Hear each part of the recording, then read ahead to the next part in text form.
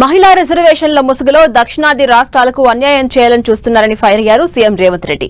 ఉత్తరాది రాష్ట్రాల్లో లోక్సభ సీట్ల సంఖ్య పెరుగుతోందని, దక్షిణాది రాష్ట్రాలకు మాత్రం అన్యాయం జరుగుతోందని ఆయన ఆరోపించారు.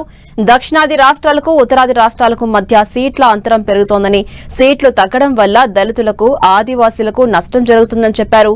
మహిళా రిజర్వేషన్లు చేస్తామంటే తమకు అభ్యంతరం లేదని, దక్షిణాది రాష్ట్రాలను మాత్రం మోసం చేస్తే ఊరుకునేదే లేదన్నారు సీఎం రేవంత్ రెడ్డి. బట్టి విక్రమార్క గారు మా మిత్రుడు, ఉప ముఖ్యమంత్రిగా సమర్థవంతంగా ఈనాడు పని చేస్తున్నాడు. సిఎల్పి లీడర్గా ఉంటే ఓర్వలేక హోదా తగ్గించి ఆయనను అవమానించే విధంగా అవమానకరంగా సిఎల్పి నాయకుడిగా తొలగించుకున్న చరిత్ర కళ్ళ ముందలనే ఉంది కదా. వారు బడ్జెట్ పెడితే ఆ బడ్జెట్ను అవమానించే విధంగా ఇవాళ మాట్లాడుతున్న వాళ్ళని చూస్తున్నాం కదా.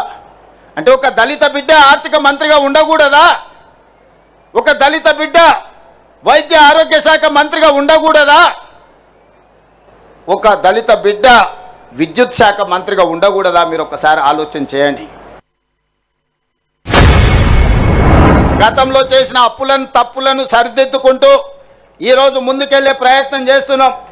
పనిలో భాగంగా నిరంతరం మేము పనిచేస్తుంటే కొంతమంది వెనకాల నుంచి కుట్రలు చేస్తున్నారు, గోతులు దవ్వుతున్నారు. గోతులు దవ్వేటోళ్లను అదే గోతిలో పాతిపెట్టే బాధ్యత మీరు తీసుకోవాలి మిత్రులారా. ముందల నేను చూసుకుంటా, వెనకంజ ఎవడైతే గోతి దవ్వుతాడో వాళ్ళ సంగతి మీరు చూసుకోవాలి.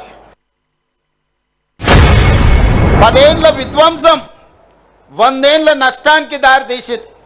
దాన్ని ఇవాళ సరిదిద్దుకుంటూ చక్కదిద్దుకుంటూ ఆనాడు చేసిన అప్పులను చెల్లించుకుంటూ తప్పులను సవరించుకుంటూ ఈనాడు పరిపాలన జరుగుతుంది.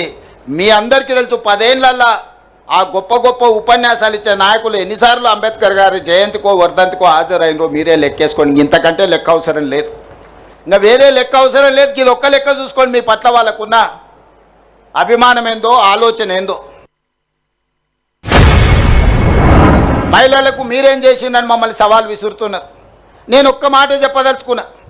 ప్రపంచంలో చాలా దేశాలలో మహిళలకు ఓటు హక్కు లేనప్పుడు పురుషులతో పాటు సమానంగా డాక్టర్ బాబాసాహెబ్ అంబేద్కర్ గారు మహిళలకు ఓటు హక్కు ఇచ్చి ఈ ప్రభుత్వాన్ని ఎదుర్కొనే అధికారాన్ని ఆడబిడ్డల చేతుల్లో పెట్టాడు. తర్వాత పంచాయతీరాజ్ కావచ్చు, మున్సిపల్లో కావచ్చు, మహిళలకు రిజర్వేషన్లు రాజీవ్ గాంధీ గారు అందించారు. చట్టసభలలో, అసెంబ్లీలో, పార్లమెంటులో సోనియా గాంధీ గారు మహిళలకు రిజర్వేషన్లు ఇవ్వాలి అని 33% ఇవ్వాలని బిల్లును పాస్ చేసి రాజ్యసభలో. కానీ లోక్సభలో కొన్ని రాజకీయ పార్టీలు అడ్డుకున్నాయి. ఇవాళ తెలంగాణలో 17 సీట్లుంటే 2 ఎస్టీలకు ఉన్నాయి, 3 ఎస్సీలకు ఉన్నాయి. ఇవి 30 సీట్లు అయితే ఎస్సీలకు 6 అవుతాయి, ఎస్టీలకు 4 అవుతాయి. కానీ అదే 25 అయితే ఇందులో తగ్గుతాయి. ఈ చిన్న లెక్క కేంద్ర ప్రభుత్వంలో మంత్రులుగా ఉన్న తెలంగాణ రాష్ట్రం నుంచి ప్రాతినిధ్యం వహిస్తున్న వాళ్లకు లెక్క తెలుస్తలేదా?